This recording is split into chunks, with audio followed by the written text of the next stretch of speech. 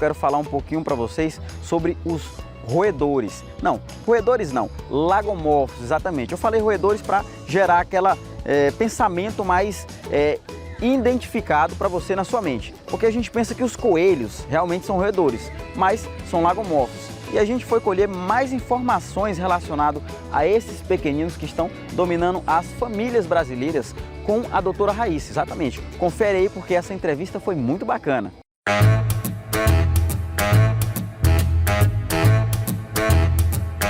Tem muitas dúvidas que vão ser esclarecidas a partir de agora com a doutora Raíssa. Tudo bem, doutora? Tudo bom. Doutora, fala um pouco pra gente, os amigos aí de casa ficam sempre com muitas dúvidas quando vai ter um novo membro na família. Especificamente, hoje a gente vai falar sobre os coelhos. Fala um pouquinho sobre esse mundo maravilhoso pra gente. Assim, né, há alguns anos já vem acontecendo a criação de novos animais como pets, né? E esses animais são os animais não convencionais, certo? Pela uma gama de coisas, uma gama de benefícios. Um desses animais são os coelhos, né, que são muito bem-vindos dentro do nosso lar. Primeiramente porque são animais de porte pequeno, né? Não fazem barulho, então para aquele tutor que mora em apartamento, né, que realmente tem um problema do barulho e tudo, realmente é um animal que pode ser criado nesse local porque ele não emite barulhos, ruídos altos, certo? E além disso, além do barulho, você pode criar ele em locais pequenos. Por exemplo, um cão hoje, quem cria um cão em 40 metros quadrados sabe que é um estresse enorme. Se a gente medir o nível de cortisol de um cão, vai ver o quanto ele está estressado, porque ele precisa se exercitar, né? E o coelho não, o coelho você consegue criar num espaço menor, né? Não dizendo que é para não passear, não ter esse cuidado, né? Essa atenção, mas é uma atenção um pouco menor. E outra coisa interessante, né, é que a variedade de coelhos ela aumentou bastante. Então hoje a gente tem aqueles coelhos bem peludos, pequenininhos, de 800 gramas. Tem o coelho da Nova Zelândia que pesa 12 quilos. Então assim, tem para todo gosto, para toda a família, né? Então é muito interessante. Doutora, é uma variedade muito grande. Agora, fica sempre aquela dúvida. Para quem está pensando em ter um coelho agora, em casa, está gostando do tema, já admirava, mas não sabe assim, qual a idade correta, qual o momento correto de pegar o pequenino lá, vou lá adquiri-lo, de repente tem um membro familiar que já tem, qual a idade de fazer esse deslocamento para o novo espaço que esse pequenino vai ficar? Então, hoje o coelhinho, assim, a partir de 1 mês e meio, é o indicado você retirar ele da mãe, né? Porque assim, a gestação ela dura em torno mais ou menos de uns 33 dias, né? E ele nasce sem pelo, de olhos fechados, nasce parecendo um chicletinho. Então assim, para você levar para sua casa, sabendo que ele vai se adaptar, ele vai ser bem criado, o interessante realmente é a partir de 1 mês e meio, 2 meses já tá bom.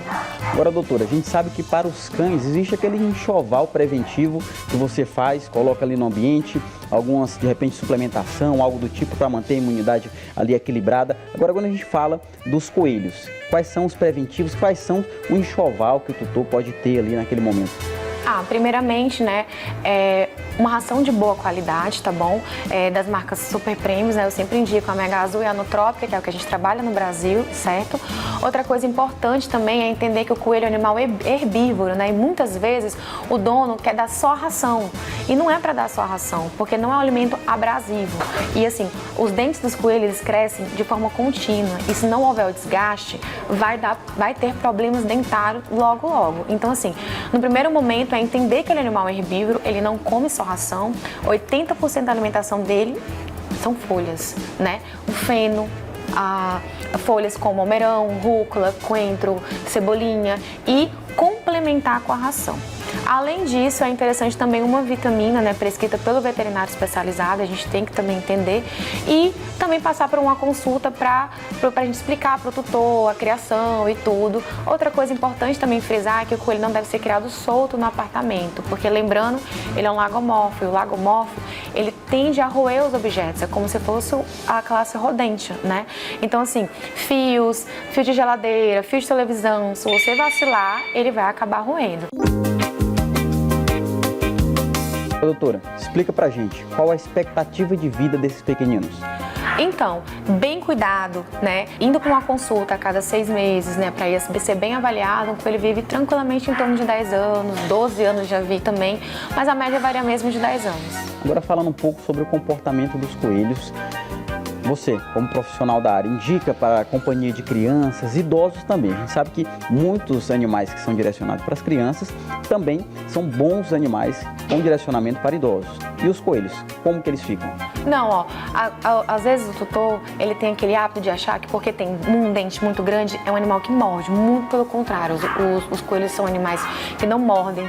Eles, assim, só roem objetos da casa, mas não tem esse hábito de morder o tutor. Se dão bem com cães, né? Você pode criar com seu cachorrinho, né? Tem um tutor que cria o coelho com gatinho também, né? Mas aquele gatinho já acostumado desde pequenininho.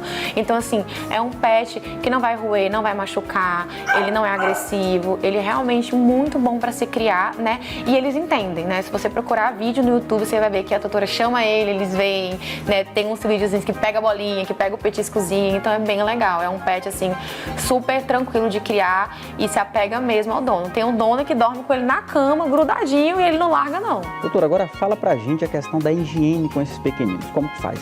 Bom, em relação aos coelhos, é importante frisar, né? Porque acaba que eu vejo muito acontecer os banhos, né? Banhos com água, né? Então, assim, o coelho não banha, não toma banho com água, né? Eles não conseguem fazer o controle da temperatura corporal tão bem e você pode acabar causando uma hipotermia e fazendo esse animal ir a óbito. Então, assim, tirar essa cultura do banho no coelho. Eles são auto-higiênicos, então é super normal o coelho ficar se lambendo o tempo inteiro. Eles se lambem, eles não fedem, certo? São como os gatos, né? Até mais que os gatos, não fedem. E eu sempre indico o tutor a, assim, utilizar um lenço umedecido para patinha, né? Área genital, ter aquele cuidadozinho e eu permito um banho a seco, né? Com os produtos utilizados para cães, né?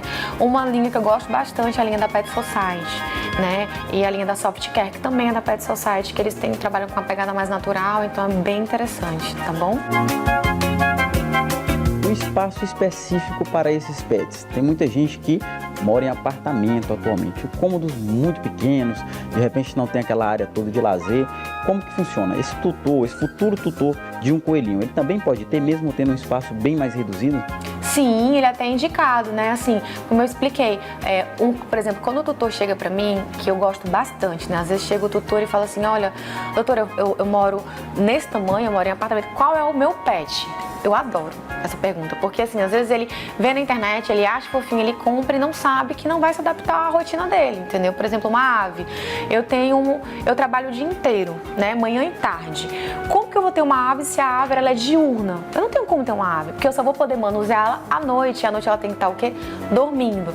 Já o coelho não, já o coelho você pode criar a rotina dele, manusear ele pela noite, entendeu? Não tem nenhum probleminha. Então assim, para pessoas que moram em apartamentos pequenos, não tem problema, destina um cômodo para ele, um quartinho ali, ou utilizar um cercadinho mesmo, aquele cercadinho de cachorro e fazer, por exemplo, os 4 passos, né, fechar o cercadinho, 4 passos para frente, 4 passos para trás, dar um quadradinho, pronto, 4 passos tá tranquilo. Mas lembrando de tirar ele para brincar, tirar ele para se exercitar. Hoje tem coleiras para coelho, você pode descer, né, com coelho e tal, tem vários videozinhos legais, você pode ver deles passeando.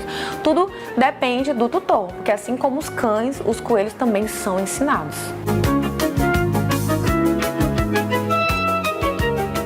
Primeiramente, né, é interessante, como eu expliquei, quando você adquirir esse bebê, passar por uma consulta para entender a necessidade dele. Porque assim, existem muitos criatórios de coelhos que são confiáveis, né, mas na maioria vem com vermes, né, que também fazem a vermifugação, vem com problemas de pele. Então assim, cada neném cada bebê, né, que vem tem uma necessidade diferente dependendo da doença que ele já está. Mas assim, quando chega para mim numa primeira consulta, eu sempre faço exames preventivos como é feito com o cão, certo? O que é um hemograma, os bioquímicos, né? A gente vai examinar a pele, vai ver a boca, vai ver tudo direitinho e vai explicar pro dono como é criar.